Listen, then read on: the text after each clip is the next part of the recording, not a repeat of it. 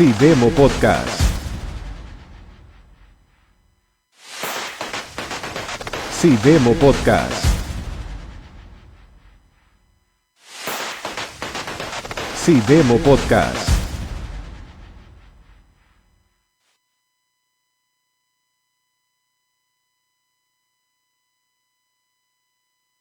Emisión más de CIDEMO Podcast. En este caso lo dirigiremos mi persona y mi compañera Fátima.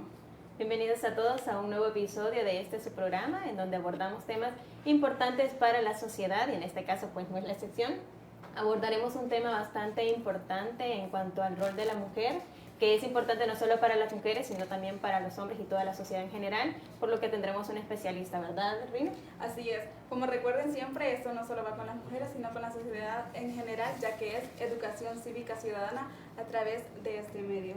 Y como lo dice mi compañera, pues para hablar acerca de este tema tenemos la especialista invitada hoy, que es la ingeniera Ruth Evelyn Cienfuegos, especialista en gobernabilidad democrática del Centro de Investigación para la Democracia. Bienvenida. Muchas gracias y muchas gracias por la invitación.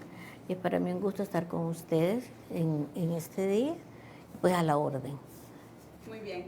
Para dar inicio, pues nos podría hablar acerca de sus funciones en el centro. Bueno, yo soy la especialista en gobernabilidad democrática y dentro de las funciones que estoy realizando con el Centro de Investigación y con la Universidad de Oriente, en este caso, soy la responsable del programa Oriente Lidera, que es un componente del proyecto de sociedad civil, y también tenemos un programa de mentoría para mujeres que actualmente se está ejecutando a través de una coejecutora como esa de La Unión, en los departamentos de San Miguel y La Unión. También soy la responsable del componente 4, que se ha referido a la que es la participación ciudadana, y es en este componente donde entra la parte de educación cívica ciudadana y el apoyo y el fortalecimiento a las organizaciones de la sociedad civil. También comentarles que dentro del CIDEMO, el CIDEMO tiene unas líneas de investigación y una de ellas es la representación política de la mujer y soy la responsable de esa línea. Es en este marco de referencia donde el centro alimenta los blogs a través de temáticas relacionadas a lo que son los derechos humanos, la inclusión, la equidad de género. Pues sí, en este caso fue en conmemoración del 25 de noviembre, que es la conmemoración de una fecha de la no violencia para la mujer. También una serie de actividades que realiza dentro del centro en contribución a la educación de la sociedad civil, ¿verdad? Pero ya para hablar un poco sobre este tema que nos mencionaba, sobre la violencia contra la mujer, no violencia contra la mujer, pues nos podría hablar un poco sobre el blog, ¿no?, que escribió para el Centro de Investigación. Bueno, en primer lugar, parece mentira, pero se celebra el Día Internacional de la Eliminación de la Violencia contra la Mujer. Este día fue señalado y la fecha fue conmemorada a través del Programa de Naciones Unidas en conmemoración de las hermanas Miralbal, que fueron víctimas de homicidio con la dictadura de Trujillo en la República Dominicana. Es de ahí donde viene lo que es la fecha, esa conmemoración. Por el otro lado, nuestro país, dentro del ámbito internacional, ha suscrito una serie de acuerdos, entre ellos la eliminación de la no violencia contra la mujer. Sin embargo, en los últimos tiempos, especialmente en los meses, las estadísticas nos están diciendo que ha habido un retroceso y que han aumentado, por ejemplo, los feminicidios, las violaciones contra la mujer. Entonces, el tema da como para pensar realmente El Salvador, aunque haya suscrito, qué es lo que está sucediendo en la sociedad salvadoreña, porque nadie se pronuncia cuando las estadísticas nos están dando datos muy fuertes. Les voy a comentar uno de los datos que dice, por ejemplo, que Ormuza, que es una organización feminista, en los registros y estadísticas de ellos, que de enero a agosto de 2023 han habido 33 feminicidios en el país. Y se destaca porque han aumentado significativamente si se comparan con el año 2022. También los indicadores muestran que la violencia privada va en alza en comparativa de los años anteriores. Por ejemplo, en el 2022 hubo 8 feminicidios cometidos por la pareja o expareja en el periodo de enero a agosto, pero en el 2023 van 14 feminicidios. Entonces es como paradójico si se está celebrando este día, pero no se está haciendo nada en relación a estudiar las causales que están provocando este aumento en la violencia contra las mujeres. Es decir, que en vez de ir avanzando, pues vamos retrocediendo, ¿no? Vamos retrocediendo. La diferencia es bastante grande al verla así, porque en comparación del año anterior, pues se van aumentando y siempre casi son de la pareja o expareja de las personas. Sí, van aumentando y va aumentando en todos los tipos de violencia, porque no solo la violencia tiene un montón de tipos. Puede ser violencia económica, violencia física, puede ser violencia política. Y a las puertas de una nueva campaña política también hay manifestaciones que la violencia política contra las candidatas mujeres a los distintos puestos dentro de lo que es la Asamblea Legislativa, por ejemplo, o las municipalidades, va aumentando. Sí, es incluso en su blog lo mencionaba un poco sobre la participación de las mujeres en la política, ¿no? Que también estaban siendo un poco discriminadas dentro de las redes sociales, que estaban siendo vulneradas también sus derechos, porque también como mujeres tenemos derechos. Entonces se ve una parte de eso también en las redes sociales en cuanto a las elecciones, ¿no? Podríamos también... Sí, eso son campañas, ¿verdad? Pero, por ejemplo, o los organismos que se dedican a llevar la justicia en este país o a llevar estadísticas, como es el caso de la Fiscalía General de la República, nos muestra, por ejemplo, que en el periodo de junio 22 al 23, dice, han reportado 39 feminicidios. Es bastante. Eso es lo que se publica y lo que lleva registros y estadísticos. Pero ¿y lo que no se publica? Entonces podemos decir que es mayor el daño, ¿verdad? También ha aumentado la violencia sexual, tanto para mujeres y como para niñas y niños. Entonces, hay tocamientos indebidos que están reportados y han incrementado hasta en un 13% con relación a las cifras de los años anteriores. También la Fiscalía nos dice que de junio 22 a mayo 23 hay casos de violencia sexual de 7.939, es decir, 916 casos más que el año pasado.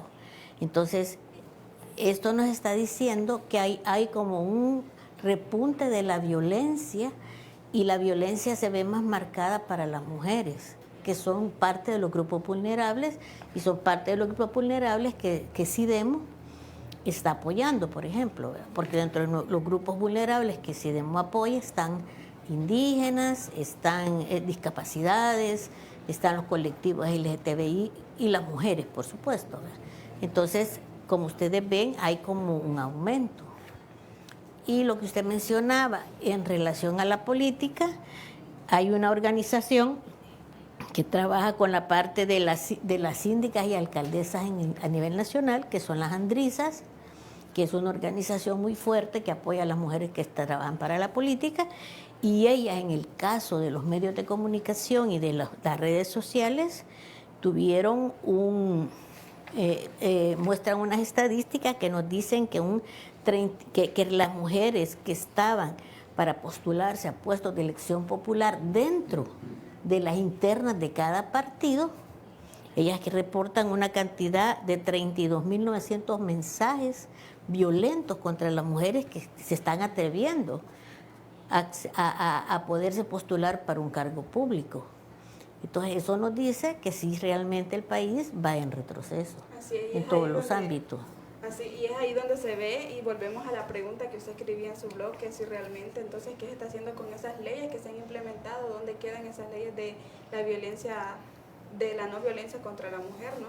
Porque en vez de verse reflejadas esas leyes, pues pareciera que no existen al momento de ver las cifras de los casos aumentados. O sea, lo que pasa es que yo creo que el país tiene un mal, que tiene muchas políticas, pero la pregunta del millón, ¿se le da seguimiento a las políticas? Y no solo en el ámbito contra las mujeres, sino que en muchos ámbitos. realmente se le da seguimiento a esas políticas. Si las políticas existen, ¿por qué no se toman algunas medidas? En el caso especialmente de la violencia contra la mujer, yo pienso que esa es una materia pendiente, pero de todos los salvadoreños y salvadoreñas. Tenemos que ver y visibilizar y darnos cuenta de lo que está sucediendo en la sociedad. Así es, porque muchas veces de los casos cuando existen feminicidios por la pareja o expareja, a veces la conciencia de los salvadoreños es tan irónica, por decirlo así, porque las mismas mujeres a veces dicen, porque ella se lo buscó le pasó eso, o porque ella trataba así le pasó eso, en vez de apoyar, ¿no? Entonces creo que este tema, como usted lo dice, es de bastante conciencia para los y las salvadoreñas en general. Yo creo que es como yo digo siempre, esos son problemas que se meten bajo la alfombra. La violencia existe en varias manifestaciones. Por ejemplo, las mujeres jóvenes a veces se suben a un bus y las tocan. Eso es parte de la violencia, por ejemplo. O piropos fuera de lugar también, que ofenden la dignidad de la mujer, también son parte de la violencia. Entonces, quiere decir que nosotros ya normalizamos algunos actos de violencia en la sociedad. Entonces, es importante por eso, esta es una materia pendiente, pero también yo creo que los tomadores de decisiones de nuestro país deben de tomar conciencia y ver en qué forma esto se va disminuyendo, porque esto va a ser como una avalancha que va a ir creciendo con el tiempo. Si ahora fueron 39 feminicidios, creo que las estadísticas del fin de año van a ser hasta el doble, entonces no puede ser que vamos de retroceso. Entonces yo creo que, como yo mencionaba, esto es parte de un problema estructural que viene de la parte cultural de nuestro país, que debe de tratarse y debe de ver y analizarse si realmente las políticas que se han generado, porque el país ha generado una serie de políticas. Claro. Y también hay una serie de organismos gubernamentales que deben de analizar realmente si están haciendo y cumpliendo con su rol dentro de la sociedad salvadoreña, para evitar que no tanto que la violencia contra las mujeres y los grupos vulnerables vaya disminuyendo en vez de ir aumentando. Así es que hay una infinidad de leyes y también reformas, y algunas son políticas, algunos convenios, algunas convenciones también referentes a poder pues tratar un poco sobre esa violencia contra la mujer. Sin embargo, ya lo decía usted, sería importante que evaluemos qué tan efectivas están siendo esas reformas, que no simplemente queden en un papel, sino que se le dé un seguimiento, ¿verdad? Porque si son alarmantes las cifras que están referentes a la violencia contra la mujer, tantos casos que se han pues visto reflejados en las estadísticas, ¿cuáles serían aquellos casos que las personas pues no llegan a denunciar, ¿verdad? Entonces sería de que analizáramos eso también, ¿no? Sí, la verdad que hay temor en la mujer, ¿verdad? Por patrones culturales y sobre todo, por ejemplo, hay temores de acuerdo al origen de la mujer, ¿verdad? Porque a veces las personas que pertenecen a una etnia, ellos ya es normal. El patrón es un patriarcado bien marcado, y ahí es, si usted se mueve del patriarcado, pues sale fuera de la aceptación de su grupo. Entonces es un problema inclusive en todos los estratos de la sociedad, la parte media, la parte alta, el hacer una denuncia. ¿Qué va a decir la gente? ¿Qué va a decir la sociedad? Puedo perder mi status quo. Entonces las mujeres estamos siendo instrumentalizadas por una sociedad que nos tiene amarradas. Entonces las mujeres que salen adelante, por ejemplo, tienen que trabajar con ellas mismas y mucho con aspectos como la autoestima, la autoimagen. Otros aspectos de que creo yo que debe de considerarse dentro de algunos programas, inclusive educativos en las universidades, o empezar desde el colegio, desde el kinder, para como hacen en otros países más desarrollados, donde esos temas son vistos desde que el niño empieza a platicar, ¿verdad? Entonces, pero en cambio en nosotros eso es como que no debe de tocarse. Han habido avances y hay avances significativos, sin embargo, cuando yo empecé que iba a hacer este tema, me asusté de ver de que si hay una ley, se ha suscrito no sé cuántos tratados, y entonces ¿qué está pasando? Entonces es un fenómeno que debe de ponérsele los ojos. Así es, y que como usted dice, de que a veces, digamos, dependiendo del sector social que pertenecemos, porque por ejemplo antes las cifras de feminicidios o de violencia contra la mujer se daban más, digamos, como en la zona rural, que la gente decía que porque de la manera en cómo se habían acostumbrado a vivir, pero realmente hoy lo vemos que es a nivel en todos los sentidos, urbano y rural, no significa en el sector que estén. Entonces, como usted lo dice, muchas veces las personas piensan de que su imagen se va a ver dañada, u otras del sector, digamos, como rural, digamos, que están acostumbradas a que esa es como una forma de vivir, de que esa violencia o eso, ya sea psicológica, económica, es normal para ellas. Entonces es ahí donde se ve también los aumentos y por qué esas cosas no son reportadas, por qué esos casos no son reportados. Por lo mismo quizás que ya lo decía la ingeniera, que hemos normalizado todas aquellas acciones y nos falta como sociedad un poco sensibilizarnos en cuanto a los temas referentes a la violencia contra la mujer, porque no solamente es la violencia física, ya lo decía ella, sino que también otros aspectos de la violencia que también están relacionados con eso. Y sería importante que aquellos tomadores de decisiones pues también se vean la parte educativa, ya lo decía, que también dentro de las escuelas, también las universidades se creen reformas al sistema educativo para que se vaya viendo también desde pequeño qué se puede hacer para poder mejorar, ¿verdad? Porque tampoco no es que de la noche a la mañana vamos a eliminar la violencia contra la mujer, sino que son pasos que se tienen que ir dando poco a poco. Así es. Sí, porque a veces en la parte política existen las famosas cuotas. Por ejemplo, todos los partidos se les exige que el 30% de su planilla sea mujer. El problema es que generalmente solamente son de nombre. Entonces, y se hace la famosa teoría de la trenza, ¿verdad? El hombre en la parte superior y la mujer en la parte de abajo, pero prácticamente solo es para cumplir, pero en la práctica la mujer no tiene las posibilidades de poder competir con un cargo de cierta importancia y siempre se queda como suplente. Habría que ver en estas nuevas elecciones cómo es la dinámica, pero sin embargo la mayoría de mujeres que están trabajando para tener un cargo de elección popular, algunas de ellas sí han tenido una serie de problemas, sobre todo de insultos, se les ha agredido verbalmente por haberse atrevido a hacer política. Entonces, lo que está pasando también en esa parte es que ya hay menos mujeres que quieren trabajar o hacer algo por su país en la parte política y ser parte de un proceso de elección, por ejemplo. Sí, porque por ejemplo en su blog ahí menciona de que la mayoría de mujeres que han aspirado a un cargo político han recibido mensajes de odio en las redes sociales, comentarios negativos con respecto al cargo, y algunas respecto a eso pues se han decidido retirar de lo que han aspirado.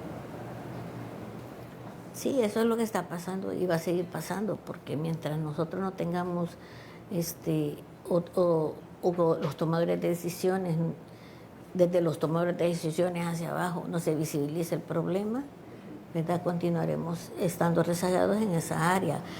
De mencionar también que hay muchas organizaciones de mujeres, especialmente feministas, que han trabajado duro, ¿verdad? Y el trabajo se les ha visto, pues, pero sí, ellas mismas están alarmadas de ver cómo las cifras, porque en la mayoría de los casos esas organizaciones tienen observatorios de violencia contra la mujer.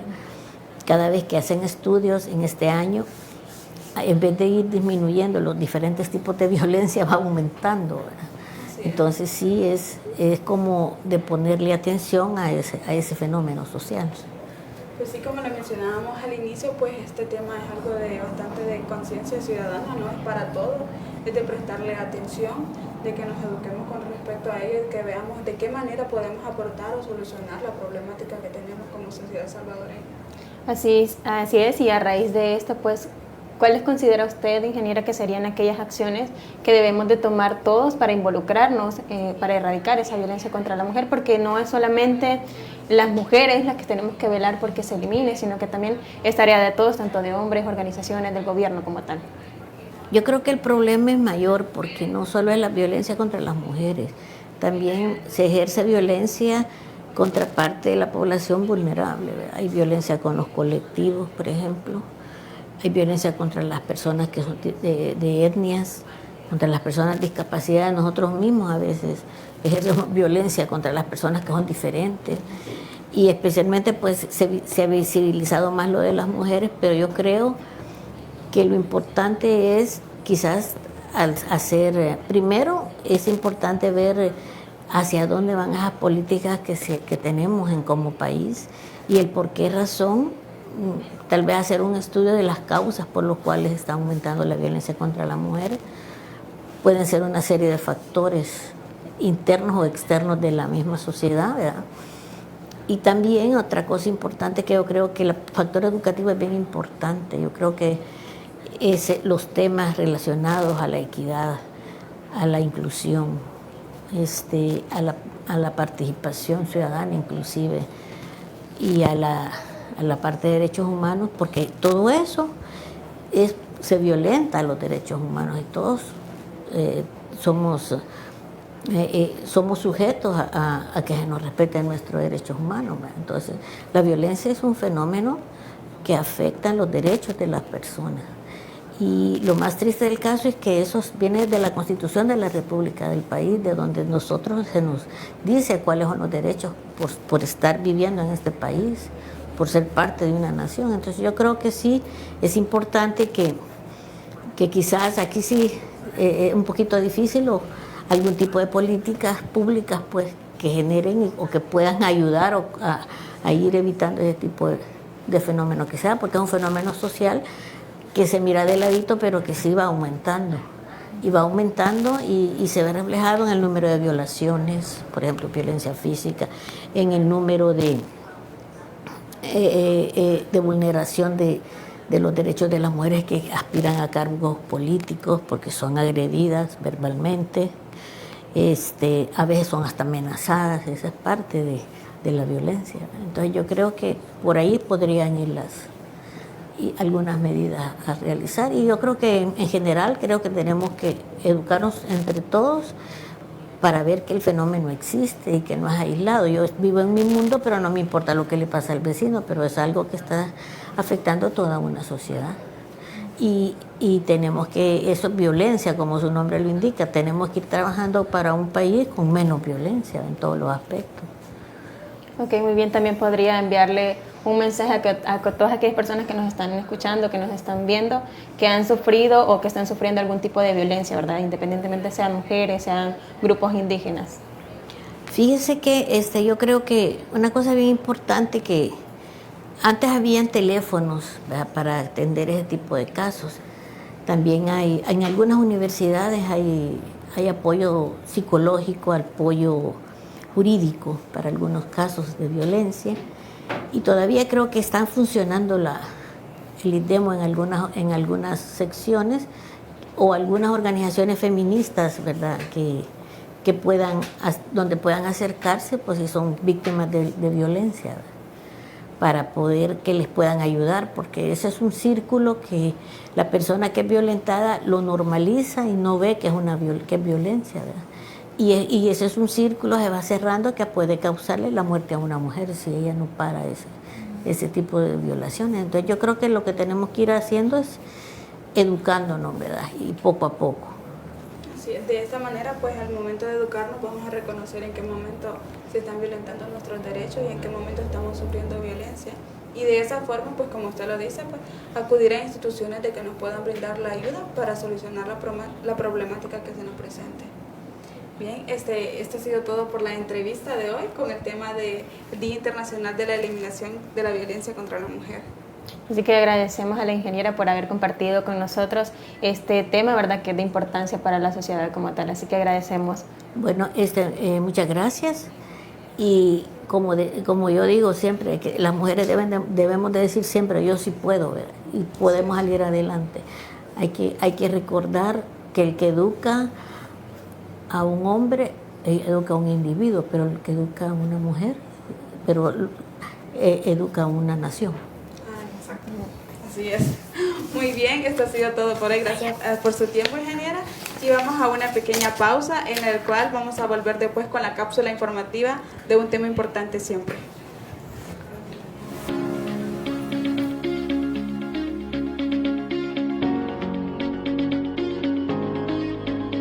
Y en esta ocasión He formado parte en las capacitaciones, lo cual han sido beneficiadas por USAID, SIDEMO, UNIVO, lo cual me ha ayudado y he aprendido de que todas las mujeres somos capaces y podemos pertenecer a diferentes organizaciones, ser independientes, ser empoderadas y alcanzar todo lo que nos propongamos. Soy parte del grupo de mujeres que está siendo capacitada en mentoría y empoderamiento por parte de SIDEMO UNIVO, el cual es financiado por USAID, la cual nos está ayudando a aprender más en liderazgo y empoderamiento para poder apoyar a mujeres de mi asociación.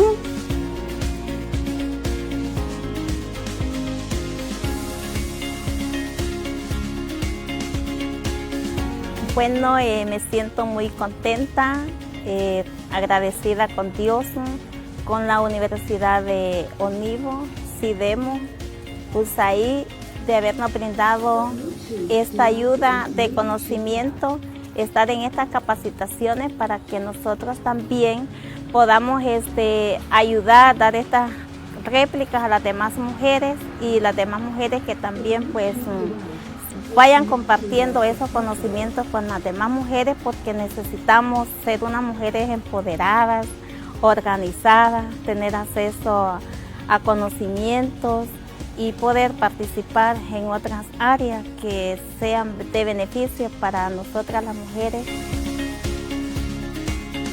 SIDEMO y UNIVO ha sido de gran importancia con este programa en mentoría y liderazgo, financiado por USAID. Para mí ha sido de gran importancia los diferentes temas en autoestima, empoderamiento y toma de decisión. Para nosotros sería un gran placer en impartir réplicas a las demás mujeres. Quiero agradecer a USAID, SIDEMO y a la Universidad de Oriente, UNIVO, por venir a dar talleres de mentoría y nosotros seguir compartiendo con las mujeres de nuestro municipio de Cacaopera.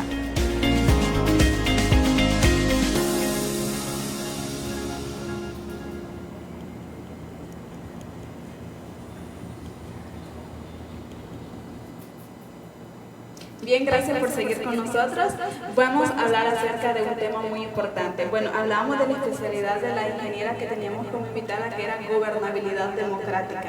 En este caso, pues vamos a hablar acerca de qué es gobernabilidad. Como cápsula informativa, pues traemos datos curiosos sobre qué es gobernabilidad. Para iniciar, pues, vamos a hablar sobre el concepto de esta palabra, que muchas veces las personas pues a veces dicen que gobernabilidad es alguien en el poder, es alguien que está gobernando. Dicen, ¿qué es gobernabilidad? Y dicen, es el gobernante del país. ¿Y tú qué piensas, Fátima? Pues no, prácticamente es un tema que es bastante amplio, ¿verdad? Prácticamente no solo gobernabilidad requiere al gobierno como tal, sino que son más actores los que están dentro de la gobernabilidad como tal, ¿verdad?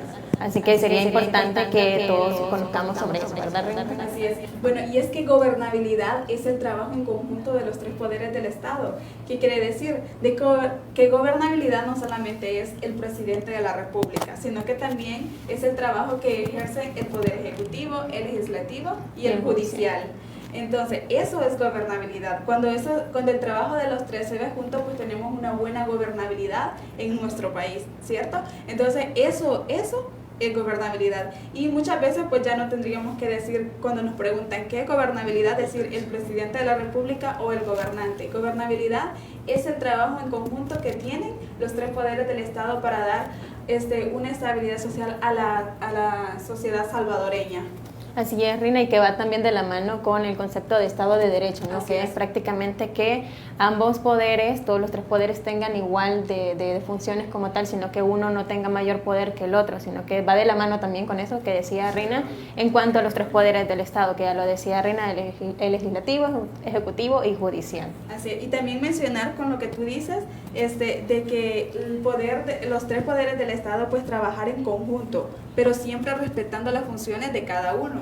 Es decir, que ellos trabajan en secuencia, entonces el trabajar juntos no significa que van a hacer lo mismo, sino que cada uno tiene sus funciones y al unir esas funciones es que hay una buena gobernabilidad en nuestro país.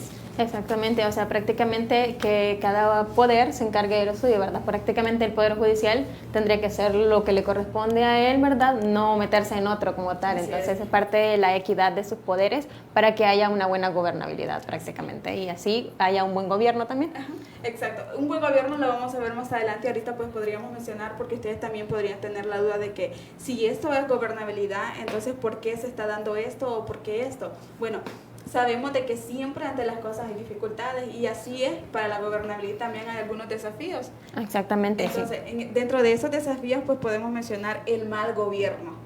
Es todo lo contrario de gobernabilidad.